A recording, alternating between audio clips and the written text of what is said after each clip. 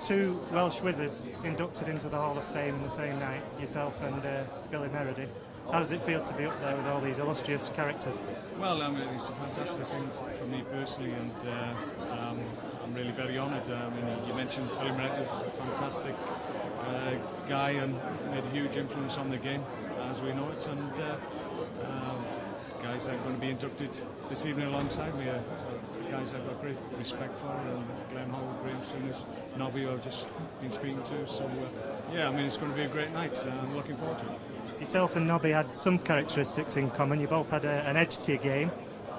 Yeah, you could say that. Yeah, I don't think that was a bad thing, in fairness. I mean, certainly when myself and Nobby played, you had to have that in your game. The game's changed somewhat these days. It's a lot less physical than it used to be, but in the day you had to be able to compete, and that's all we used to do.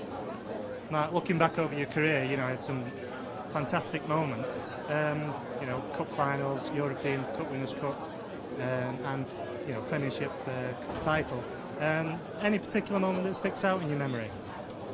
Well, difficult just to highlight one. I was fortunate in as much as that I had some great moments, and I played with some great players, and I think that's the key. When you're fortunate enough to surround yourself with great players, then it makes your job easier, and it makes you look good on occasions when you're not particularly playing well. So I was fortunate in that respect, and as I got older and got towards the twilight of my career, I had to surround myself with young players that would do all my running for me. So I had a great time. I was very fortunate, played in some great sides with some great players, and I'm just pleased that people think and see fit to recognise what I tried to do as a player. You scored some spectacular goals during your career as well. Any one particular stand out? One that stands out for me was for Wales, when you sort of volleyed it from the edge of the box. Well, I always say when people ask me which was your favourite goal, and more often I'll say it's the one that most people remember. And in fairness, I'll probably remember 3 goals. I would think Cup Winners' Cup final, Cup semi-final against Oldham, and the Wales goal that you mentioned. So people usually mention the other 2, not that one, but I thank you for mentioning that one. Looking back, you know, when you started off as a young lad in Ruavan, which footballers did you look up to in those days?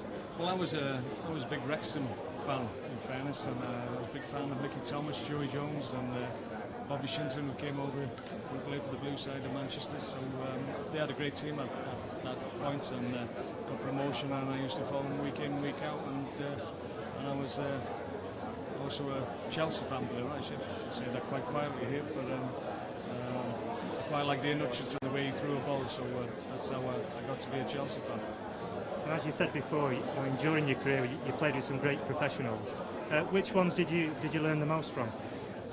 I probably learned something from each and every one of them. I think as a player you have to look at the quality players that you're playing alongside and the ones you go up against, and if you don't take something from that experience, then you're a poorer person. And I was fortunate to play with the likes of obviously Eric Cantona and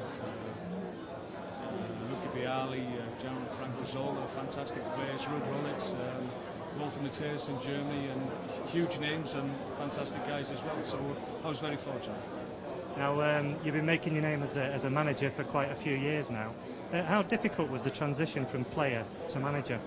It is difficult. I mean, when I first got my job as international manager, I was still playing football, so it was probably as difficult for me as it was for the lads that I was telling what to do, in fairness, because one minute I was sat down beside them in the dressing room, next moment I'm standing in front of them trying to tell them what to do. So it was a difficult time, but I got through it, and I had a great response from the Welsh guys, and that helped me obviously, and felt I did a reasonably good job there. And obviously the opportunity to be a manager of Blackburn, which is a great club, great people, and we've got a good staff there now, and that's working well. We're trying to push it forward, and we feel we're doing that. You've had great success with Blackburn this season, which has surprised a few people. Has that surprised you at all?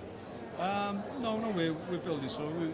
I feel this year I've got my strongest squad available since I've been Blackburn manager, so we're very hopeful. We've had a really good start, which is something we struggled to do in previous seasons, and that's what's the affected our season overall. More often than not, we're very strong in the second half of the season, so we're hopeful with the start that we've had that if we're strong again in the second half of the season, then we'll have something to look back on, but still early days yet. And you were down at Old Trafford last week, looking at your play against your old team. Had a good look at them firsthand. How do you think United are going to fare this season? I think they'll do fine. Yeah, I mean they're a good side, and they're a side that's playing with a lot of confidence. They've got a lot of individual talent, which all United teams have, but they've got a little power, a little bit of pace right through the side, and yeah, they'll go very, very close again this year.